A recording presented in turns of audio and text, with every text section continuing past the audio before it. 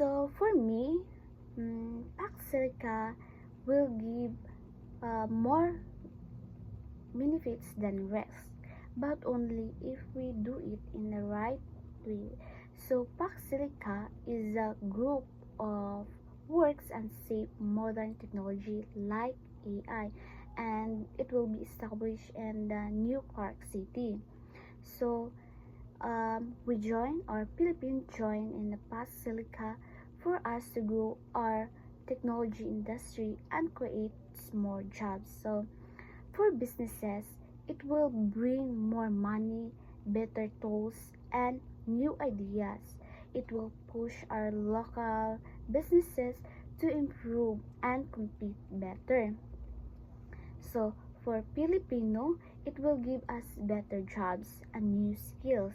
But must be careful with our private information and make sure everyone gets fair chances. So, what we need to do? So, the government and companies must make rules to protect us and teach us new skills and make sure this helps us all Filipinos, not just few, and secure our environment, that our environment will be not destroyed and it cannot affect to our electricity and to our water.